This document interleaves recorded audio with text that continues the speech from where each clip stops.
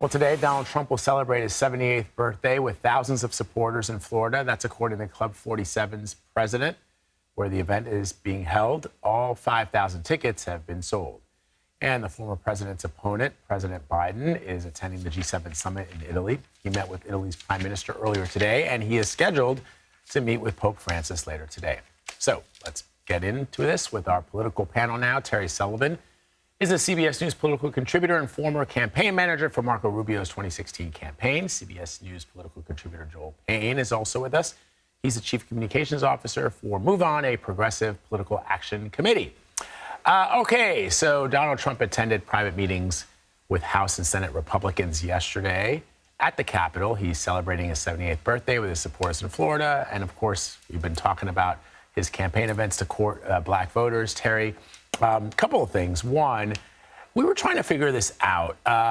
If somebody had attacked you, your wife, the way you look, the way your wife looks, I mean, all things that Donald Trump has done to his opponents and his critics, even if you saw him as a standard bearer for the party, would you sit there and clap and present him with a birthday cake and sing happy birthday to him like he's a 5-year? I'm trying to understand, like, the supplicants of it's one thing to say, yes, he's the presumptive Republican nominee, and it's quite another to sit around the table with him and present him with a cake like he's a child. I'm trying to understand that.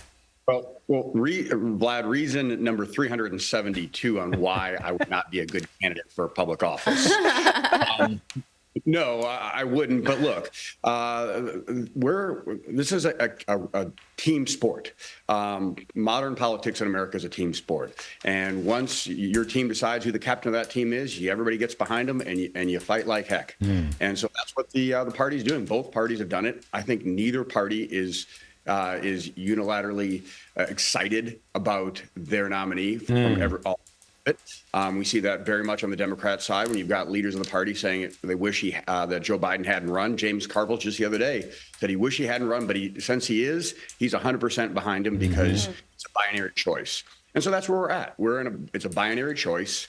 And these elected officials have decided which one they're for, wearing their same jersey, and they're going to fight for it. Can I just follow up, Terry, because you make an excellent point about it being a team sport, and he's the leader of that team, and so you're going to publicly get behind him and cheer him on, right? But in team sports, when you're in the locker rooms with your other players, sometimes you talk some smack about the guy who's the captain of the team. Have you heard, without naming names, because you're well connected in these circles, that there are some who are just, you sort of alluded to it, that both Republicans and Democrats are not necessarily happy with their choices. But have you heard in locker room chatter that people are sort of sick of pretending that they actually like the person who is the presumptive nominee?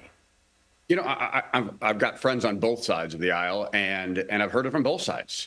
But that's not anything surprising because that's how Americans feel. I mean, we see the poll after poll where Americans are not necessarily excited about their choices as a whole.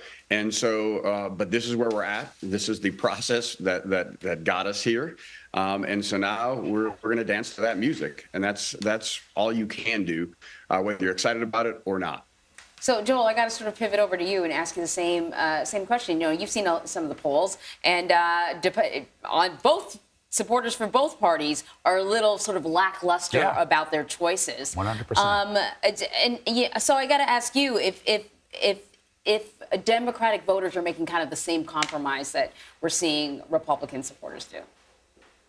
Well, I do think there is a difference in the enthusiasm gap that you're talking about on both sides. I mean, there are Republicans who loathe Donald Trump. I don't know how many Democrats loathe Joe Biden. There are Democrats who are concerned about Joe Biden, but the loathing is a little bit different. One thing about that meeting that Donald Trump did on Capitol Hill yesterday that I think is starting to get some attention is some of his comments about the city that Republicans are going to be holding their convention in Milwaukee. He trashed Milwaukee, which is not exactly a good way to get the red carpet rolled out for you going into a major Midwestern city. The largest city in the state that is key to your Midwestern battleground strategy, going after black men, calling their city a horrible city. So I do think that of some of the news that we saw come out of that meeting yesterday, I think that's going to have a long tail on it. And I think that you're starting to see Democrats in the Biden campaign be really opportunistic there. And I think you're going to hear a lot more about it. But look, the enthusiasm gap on both sides is going to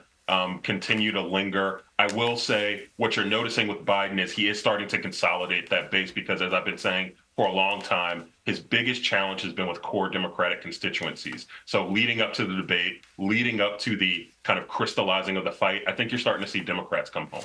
Yeah, but Joel, I got to say,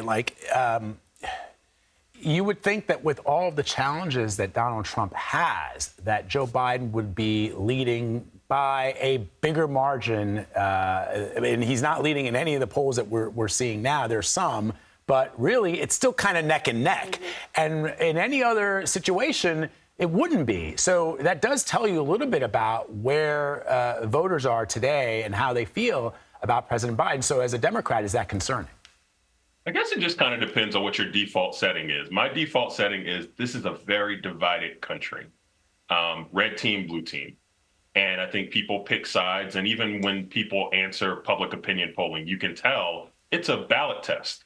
Like some of the questions that people will answer, I don't even know if people always believe the things that they're saying. They just believe that they should be saying it. So if you know that you're a Republican and Donald Trump is your nominee, you are going to do a lot to rationalize supporting him.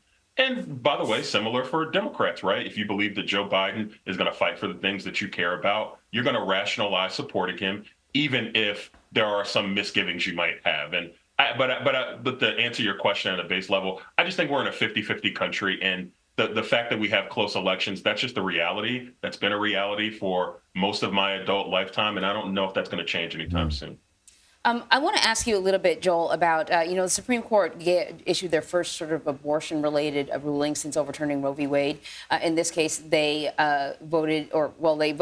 they determined that the group that was bringing the case did not have standing. The end result is that mifepristone, the abortion drug, remains available. But the Democratic Party has really been kind of leaning into a lot of these issues, whether it's abortion or, a mandatory minimum wage, these kind of issues in order to bring people to the ballot box. But sometimes I wonder if the voters are making the connection between the issues that serve their best interests and President Biden delivering. Yeah, that's a good question. I mean, look, Democrats historically have not voted on the court. That is a thing that Republicans have done with a lot more clarity in recent elections. I'm sure Terry has been a part of making sure that some of his Republican candidates have been able to take advantage of that in recent elections. But I do think that is starting to change. I think Dobbs was a game changer because I think it kind of brought the court to people's real lives. And not just Dobbs, by the way. The Supreme Court ruling on affirmative action.